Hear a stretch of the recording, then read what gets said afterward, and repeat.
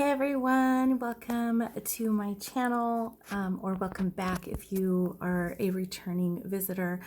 For those of you who are returning, you probably noticed that I haven't uploaded here in a while. Part of that was because we were on vacation for 2 weeks. We were out of town, and we've been back now for just over a week and a half. And that is why I'm doing this video, because I've been back for like a week and a half and I still haven't uploaded anything. I had some collabs that I had planned on joining, and I actually bought all the prep supplies and everything for them. And I just can't, y'all. I just can't. So here is kind of the update of what is going on. So the first week of our vacation, my husband and I, we took a few days and went to see my children were at their grandma's, and it was wonderful. I was so active. Of course, I couldn't say keto because, I just really didn't have like the food choices there. I tried really hard not to like overdo it, but overall I felt really, really good. I mean, we were so active. I was clocking in anywhere between 15,000 to 20,000 steps a day, just because, of, where we usually rent a room at. We don't like to do a lot of driving. And even when we do drive and park our car, it's still always a little bit of a walk, to the sea. So overall, great. It was good, and everything. Second week, we went to my mother-in-law's where my kids were staying at. And immediately everyone was just like, oh my gosh, you've lost so much weight. And I think it wasn't the weight that I've lost, because really the scale wasn't reflecting like a huge weight loss, but it was a good inch loss. I mean, I've lost several inches mostly just through fasting. And so that was really, really great. The problem is that we were right in the middle of an African heat wave. It was brutal. And where my mother-in-law lives, it's one of the most hottest regions really of the country. And so it was super hot. It was super humid. And again, I couldn't do the keto. But really, to be honest, I didn't eat a lot because we were just so miserable. None of us really had an appetite. So while I was at my mother-in-law's, I was taking this, the 3-in-1 carb blocker. I took this religiously twice a day.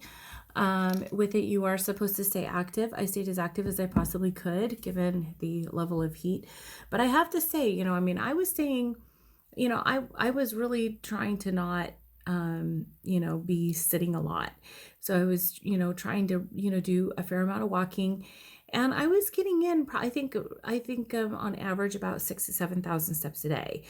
With that, obviously I wasn't really doing like vigorous exercise. Like, who's gonna be doing a vigorous exercise when like the heat index is over 100? So with like massive humidity, like no one's gonna do that. That's not even healthy. So did they work? No, they did not work. I definitely gained inches. Well, I know I gained inches in weight because I both weighed and measured when I came back. Both had gone up. And not only that, I think there was a huge combination of things that happened during that second week. Obviously the heat, humidity really had an effect on just overall how I felt. I think 2 weeks of being off keto, not fasting, didn't do so well for me. Which I sort of anticipated. That I was kind of hoping that the carb blockers were going to maybe help to mitigate that a bit. They didn't. I think not being active also the second week. But on top of that, the week before we went on vacation, I had an ear infection. I was given some eardrops, and I thought it went away. Before the end of our second week, it came back, and then it was a fungal infection. So I got more drops. The problem is that my ears plugged up really bad. Like, I am hearing for the first time today in 2 weeks. 2 weeks of not being able to hear. I could hear a little out of this ear and none out of this ear. So yeah, that was fun. That really amped up, I think, not so much my personal stress, obviously it was disturbing. It was frustrating, mostly because people would talk to me and I'm like, huh, and especially when I would get into like large groups of people and there was a lot of background noise, I really couldn't hear. People's lips are moving and I'm hearing nothing, but just like, really frustrating.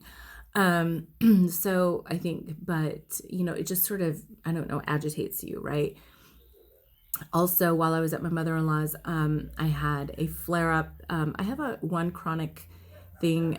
It's called interstitial cystitis, and it behaves like a bladder infection, but it's not. It's really inflammation based, and for me, hydration or dehydration will bring on a flare. So yeah, inflammation plus the dehydration, because obviously we were sweating a lot. It was really hot. I wasn't drinking as much water because I don't like the taste of the water at my mother-in-law's house. I was really having trouble. I shouldn't say I wasn't drinking it. I was really trying to force myself, but it doesn't sit well on my stomach. It gives me heartburn really bad. So I was trying to stay hydrated, but I wasn't doing a good job. And I think it would have been pretty much really difficult to keep up with, trying to stay hydrated, just given the weather conditions and everything. And so all of that really kind of led to a crash. Yeah, I'm really bummed because it's been a while since I've had a crash and I've felt so good for so long.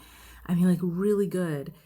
So I know I can get back there. So here's my plan. Today is Thursday. It is Thursday evening. I'm going to have my last meal tomorrow, somewhere around 2-ish, 3-ish, and then I'm going to be fasting over the weekend. I'm going to be doing another 72-hour fast. That usually helps me kick this right out of that, help kick myself right out of a crash. And I think what I want to do is over the next few weeks, I think I want to do a few 32-hour fasts followed by every other week doing a 72-hour fast like I had been doing. The 30 or 36-hour fast, not 32, 36-hour fast. And it's basically like alternate day eating. So you stop eating like say 2 on one day, and then you skip a whole day and then you eat at like 2 p.m. the next day. And I want to do that for a while. My goal is, to, really kind of keep the autophagy going. 36 hours is where autophagy really starts to ramp up. And the other thing that I want to do is I really want to promote more weight loss, but I also feel so good when I'm fasting. Like I feel the best. Yesterday I was feeling great. Today I'm feeling not so good. Today I broke my fast. So I'm really just kind of wanting to just promote that really, really great feeling. And I think if I can do the alternate day fasting for a while, I think it will sort of just help to maybe even out where I'm like feeling great even on my non-fasting days. So that's kind of my goal. This is an update of what's been going on with me. And I hope I'll be back on this channel in a while. I'm just really being kind to myself right now and just sort of